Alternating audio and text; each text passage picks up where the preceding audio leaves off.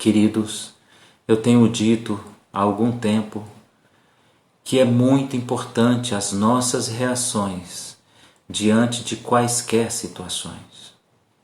É muito importante a maneira como nós reagimos diante de qualquer situação. Sabe, querido, às vezes nós geramos a expectativa apenas em Deus. Apenas não no sentido pejorativo, diminutivo, porque Ele é tudo e Ele é suficiente. Mas nós esquecemos muitas vezes que nossas reações, elas podem ser agradáveis ou desagradáveis. Então que hoje suas reações sejam abençoadoras. Eu quero convidar você primeiramente a dizer comigo aí do outro lado: eu creio, estou certo em quem tenho crido e sei que Ele é poderoso para fazer muito mais do que eu penso. Eu creio num Deus vivo. Aleluia. Amém. Você crê nesse Deus? Eu acredito que sim. Eu acredito que você crê. Nós estaremos fazendo orações por alguns irmãos que enviaram seus pedidos de oração, e nós, ao término desse nosso encontro, nós estaremos fazendo algumas orações. E os irmãos que nos pediram oração, eu vou citar o nome dos que mandaram o pedido hoje, mas eu sei que outros irmãos estão também nos nossos pedidos de oração. A Ana Paula Alvim, a Iracema, a Márcia Galvão, a Thalita e o Paulão, a Adriana, Maria das Graças, o Bruno, a Jane, o Robson Camargo, a Ana Camargo. Essas pessoas estejam tranquilas, os seus nomes estão colocados diante do Senhor. Irmãos, e quando eu digo tranquilo, não é para você ignorar a sua dor. Não. É para você ignorar a voz do inimigo que quer dizer para você que você não suportará e que você irá sucumbir. Em nome de Jesus, rejeite essa voz. Esses pedidos de oração agora estão colocados de maneira diferente. O Senhor colocou isso no meu coração hoje e nós agora separamos esses pedidos em 2 caixas de oração. Em uma delas nós colocamos o seu nome e o seu nome não sairá dessa caixa mais. E ela poderá crescer e crescer, mas ela não vai sair da caixa de oração. Em outro, nós colocamos as orações que você pediu que sejam feitas hoje. Essas serão oradas novamente, receberão clamor, serão colocadas novamente diante do Senhor. Estas receberão novas orações e serão rasgadas. E o seu nome será guardado em novas orações. Assim faremos hoje, em nome de Jesus. Amém. Para quem chegou agora, para quem está comigo agora, um bom dia para você. Um bom dia para você. Para você que chegou agora comigo, para você que está agora comigo, um bom dia, maravilhoso dia, especial dia. Eu quero que você entenda que para o dia ser especial, depende não só de Deus, mas depende também da sua fé. Depende que você decida. E a fé, às vezes, irmãos, é muito confundida. As pessoas confundem fé com sentimentos. E nós, quando confundimos a fé com sentimentos, nós muitas vezes achamos que não temos fé, como ontem nós falamos. Mas você precisa entender que fé é uma decisão. Então que você tenha um dia abençoado e tome a decisão de viver pela fé. Hoje o Senhor tem uma palavra para você. Assim como ontem Ele trouxe uma palavra para você, hoje Ele tem uma nova palavra para você. Uma palavra para você refletir. Uma palavra para você meditar. Para você colocar no seu coração e ver se faz sentido na sua vida. Porque se fizer sentido na tua vida, o que Deus está desejando com essa palavra é que você tome uma atitude. A palavra do nosso Deus diz assim: não sejam vocês apenas ouvintes, mas sejam vocês também praticantes das Escrituras. Eu vou repetir. A palavra de Deus diz: não sejam apenas ouvintes, mas sejam praticantes. Não adianta você ouvir e acreditar. Se você não tiver o comportamento de quem acredita, então isso não mudará muita coisa. A fé, então, é um estado de posicionamento, não de emoção, mas de posicionamento racional. Eu quero crer. Eu acredito em Deus. Você pode dizer isso onde você está? Eu quero e estou decidido a crer. Eu estou decidido a confiar em Deus. Você está com a sua Bíblia perto de você? Ela tem uma mensagem para você hoje. Se você puder pegar um lápis, uma caneta e anotar em um papel ou até mesmo na sua própria Bíblia, seria tão bom se nós criássemos esse hábito de anotar aquilo que Deus fala com a gente. E a gente iria ler a Bíblia e iríamos ver aquelas anotações nos cantinhos e iríamos nos lembrar: Deus falou comigo neste lugar, nessa passagem. E hoje Deus quer falar com você na passagem da experiência do apóstolo Pedro. E nós queremos refletir um pouco sobre essa palavra. Mas a sua Bíblia está com você. Então coloque a sua mão sobre sua Bíblia e diga comigo: Senhor Deus, eu creio que aqui está diante de mim a Tua palavra e eu confio que essa palavra traz a verdade. Meu coração está confiado na Tua palavra. A minha esperança está confiada nas Tuas promessas. A minha certeza é que o Senhor é um Deus que não falha.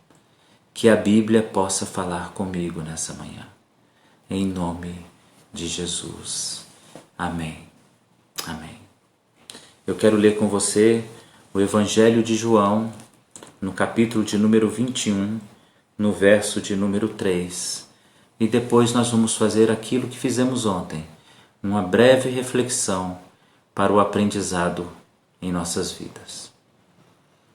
No Evangelho segundo João, ele vai relatar um momento muito especial, muito importante na vida dos apóstolos. O momento do regresso. O momento do regresso. O momento em que alguns apóstolos de Jesus, mais precisamente 7 deles, haviam tomado uma decisão de afastamento do Senhor. Mas o regresso, é a história do regresso. Então hoje eu quero que você entenda que o Senhor quer falar com você sobre essa posição de regressar e acreditar. Então nessa história que nós vamos ler agora, Jesus havia morrido, ressuscitado, mas algum tempo antes, no intervalo da ressurreição e morte de Jesus, alguns discípulos e apóstolos se perderam na sua fé. A sua fé, assim como nós falamos ontem, a fé de Pedro e de alguns apóstolos, ela ficou um pouco desprotegida da confiança, ela ficou um pouco abalada pela falta de compreensão da situação. E ele então decide voltar à sua vida normal. Diz a palavra de Deus então no capítulo 21 de João, no verso 3. Mas ao clarear da madrugada, verso 3, disse-lhe Simão Pedro, vou pescar. Disseram outros, também nós vamos contigo. Saíram e encontraram no barco, e naquela noite nada apanharam. Simão Pedro diz: eu vou voltar para a minha vida natural. Eu vou voltar para tudo que eu estava fazendo. Certamente Jesus falhou. Certamente nós nos enganamos mais uma vez. Certamente Jesus não era aquilo que eu esperava. Ou talvez Pedro tenha pensado, juntamente com outros discípulos e apóstolos, nós nos enganamos, nós fomos enganados por nós mesmos, por nosso desejo de ver a restauração. Esse sentimento às vezes vem em nós, e é sobre ele que eu gostaria de falar. Eu gostaria de falar sobre as expectativas que nós geramos em Deus e que podem nos frustrar. E é essa a palavra de Deus para você hoje.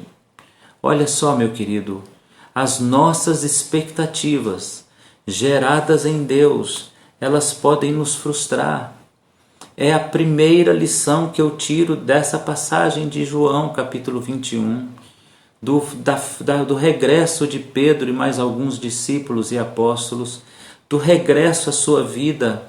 Eles estavam decepcionados, mas a decepção não podia ser com Deus e com Jesus, porque Ele é Deus. Não há razão para você se decepcionar com Deus, porque Ele nunca falhou e Ele nunca vai falhar. Ele nunca deixou de cumprir promessas e Ele nunca deixará de cumprir. Ele nunca deixou de ser Deus. Ele continuará sendo Deus. Ele nunca deixou o trono do céu desocupado, mas Ele sempre esteve ali no trono, ocupando a liderança e o governo. Mas sabe o que aconteceu com Pedro e com os discípulos no intervalo da morte, até a aparição de Jesus entre eles, até a manifestação depois da ressurreição? Aquele período, aquele curto período entre a morte e o primeiro momento de contato com Jesus, eles descobriram a decepção porque eles geraram expectativas negativas, ou expectativas falsas, melhor dizendo. Eles estavam frustrados porque depositaram em Deus expectativas dele, expectativas deles. Por que nós deixamos isso acontecer, querido? Por que você deixa isso acontecer? Por que nós deixamos que a nossa maneira de ver as coisas, Deus deva fazer daquele jeito? Por que geramos isso? Porque construímos esse mundo fantasioso em torno da fé. Por que nós estabelecemos esse mundo fantasioso, nosso mundo fantasioso? Veja, Pedro e mais alguns discípulos voltaram para a vida que levavam antes, porque estavam decepcionados. Suas expectativas em Jesus Cristo haviam falhado por um tempo, mas veja, eram apenas as suas expectativas. Eu aprendo uma lição aqui. As expectativas que geramos, que Deus não disse que deveríamos gerar, as expectativas que nós colocamos nas coisas, elas podem ser exatamente o trabalho, o momento, o lugar que atrapalha o nosso caminhar constante com o Senhor. Em Isaías capítulo 55, verso 8, a palavra do Senhor nos diz assim: os teus caminhos não são os meus caminhos, nem tampouco os teus pensamentos são os meus pensamentos. O que Deus está repreendendo em Isaías é: pare de tentar pensar que sabe o que eu estou fazendo. Pare de gerar expectativas que eu farei do seu jeito, porque eu farei do meu jeito. Deus irá fazer do seu jeito, da maneira que Ele acha. Os pensamentos dele não são os nossos pensamentos. Às vezes nós queremos ditar a Deus o que fazer e nos frustramos e nos decepcionamos porque Ele não faz. Ele não faz porque Ele tem outro caminho. Ele não faz porque Ele tem uma opção melhor. Ele não faz porque Ele é soberano. Ele não faz porque é Ele quem decide como fazer. E a nossa frustração às vezes está em gerar essa expectativa e dizer: Deus, faça assim. As nossas orações são muito isso, né? Deus, faça assim, Deus, faça assim, Deus, decida assim. E na realidade, quando as nossas expectativas são frustradas, nós jogamos tudo isso em Deus. Mas os vossos pensamentos não são os pensamentos de Deus. nem os vossos caminhos são os caminhos de Deus. E aí, quando a Bíblia diz que os nossos pensamentos não são os pensamentos de Deus, é preciso que você entenda: Deus não pensa como você. Porque para nós, o nosso pensamento é direcionado pela situação. O nosso pensamento é direcionado pelo momento em que estamos vivendo.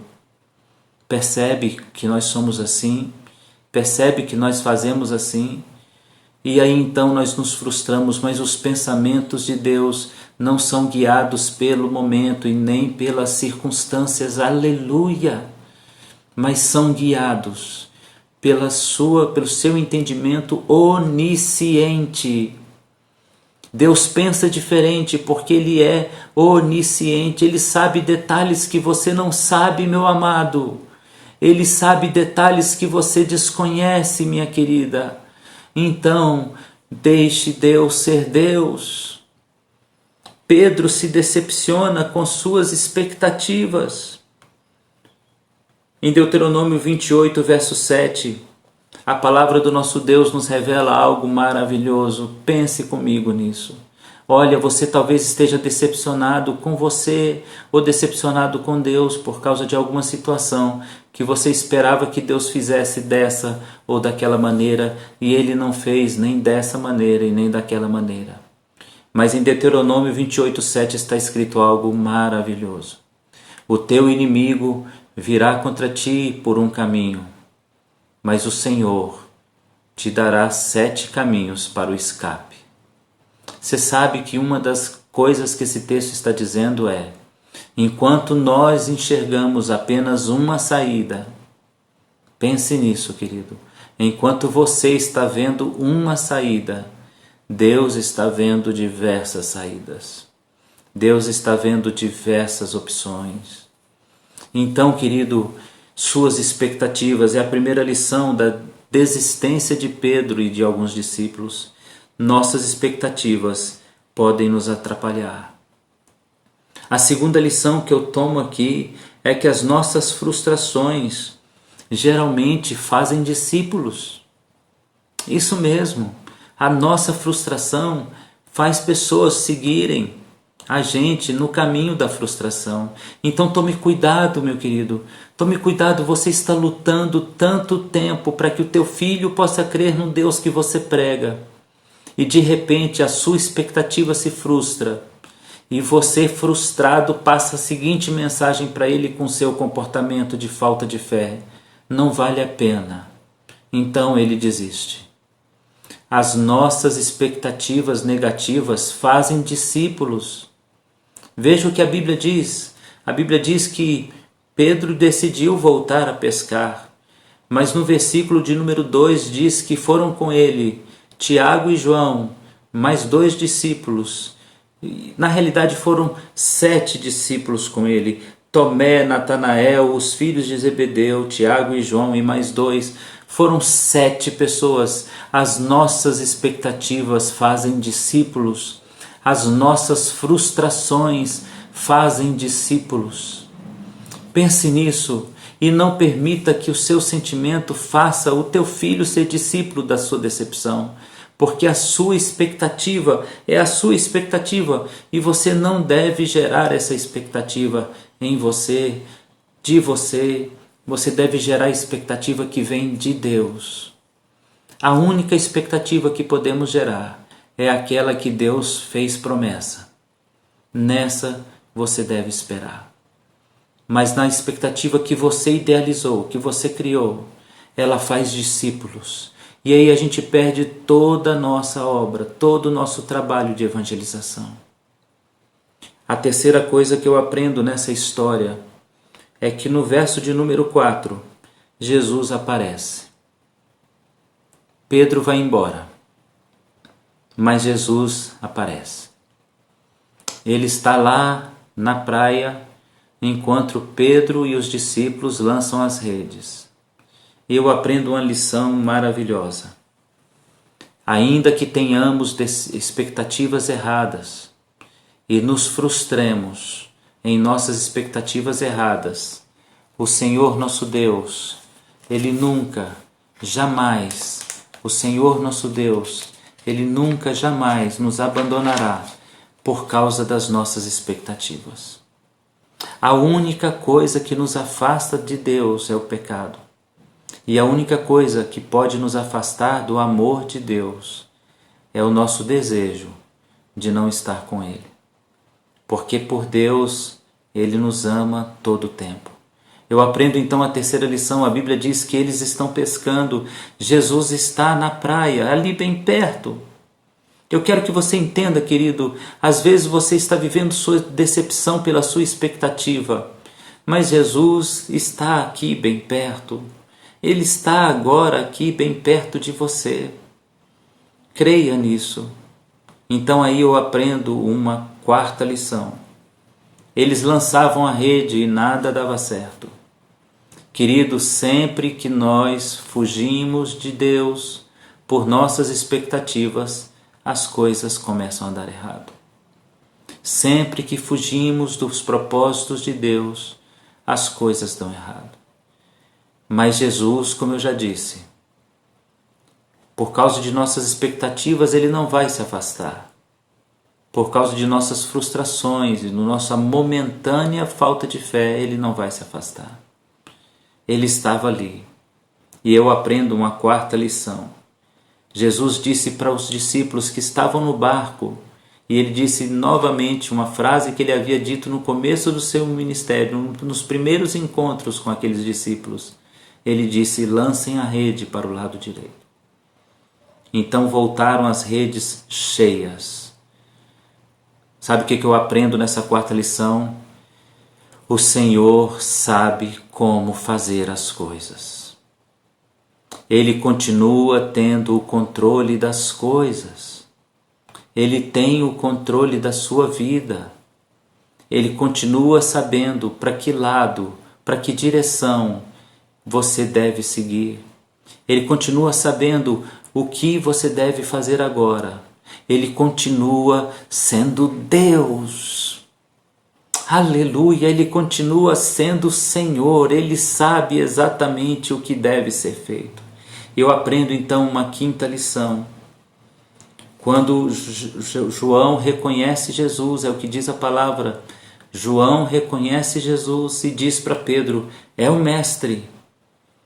Ninguém ousou dizer coisa alguma, mas Pedro prontamente jogou-se ao mar da Galileia e foi até o Mestre. Eu aprendo então uma quarta lição. Quando eu reconheço Jesus, quando eu reconheço que Jesus está por perto, eu corro para a sua direção. Se as minhas expectativas falharam, se estou em decepção por causa das minhas expectativas, isso não afasta Jesus, então corra para Ele agora. Peça perdão a Ele porque você gerou expectativas erradas e você acabou, mesmo não desejando tal coisa, julgando as decisões de Deus, julgando os caminhos de Deus. Peça perdão agora. Faça como Pedro, que era impulsionado por uma vontade instantânea. Ele se lançou. Enquanto os outros ficaram pensando no que fazer, Pedro se lançou e disse: é o Mestre, então eu quero estar com Ele de novo. Ele regressou. Regresse essa manhã à fé. Regresse à fé. Em nome de Jesus, se jogue no mar da fé. Mergulhe no mar da fé. Mergulhe até o mais profundo. Ande nesse rio, ande nessas águas da fé, até que as águas passem dos seus ombros, até que as águas mergulhem em você. Se envolva na fé, se jogue na fé. Em nome de Jesus, se lance na fé, como o apóstolo Pedro. Então nós aprendemos 5 lições tão importantes. Minhas expectativas é que geram decepção, porque eu estou sempre esperando que Deus faça do meu jeito. Mas o caminho do Senhor não é o nosso, e nem o pensamento do Senhor é o nosso. As minhas expectativas fazem discípulos, e eu aprendo algo aqui extremamente importante. As minhas expectativas fazem discípulos.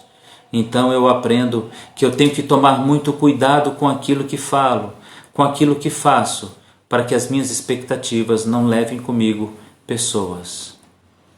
Mas entenda, se você reconheceu hoje que errou em gerar expectativas, se jogue na fé. Se jogue na fé. Meu querido, sabe como é que essa história termina? Essa história termina com reconciliação. A reconciliação de alguém que ficou desesperançado por causa das suas expectativas, com aquele que ele creu e amou de todo o coração. Essa história termina com Jesus fazendo 3 perguntas a Pedro. Pedro, tu me amas? Pedro, tu me amas? Pedro, tu me amas? Essas 3 perguntas terminam a história. E a resposta de Pedro é: Senhor, eu te amo. Essa história termina com o discípulo reaproximando-se do seu Senhor, não mais na expectativa dele, mas agora entendendo que os planos de Deus são os de Deus, os caminhos de Deus são mais perfeitos. E agora eles estão à praia, comendo o alimento que Jesus preparou para eles. Em nome de Jesus eu lanço isso sobre sua vida. Você vai se alimentar do alimento que Jesus preparou para você, não das suas expectativas. Amém? Você concorda comigo? Eu profetizo sobre sua vida que você vai se alimentar do alimento que Deus preparou para você e não do alimento das tuas expectativas. Isso me faz lembrar o profeta Elias, que cansado pediu a morte, porque se frustrou também com suas expectativas. Mas o Senhor o alimentou algumas vezes e o anjo o alimentou com o alimento do céu. E ele se fortaleceu. Eu lanço isso sobre sua vida. É assim que termina essa história. A reconciliação com a fé. Reconcilie-se com o teu Deus nessa manhã. Reconcilie-se com a fé. Porque o mesmo Deus de ontem é o Deus de hoje. Amém, amém, amém.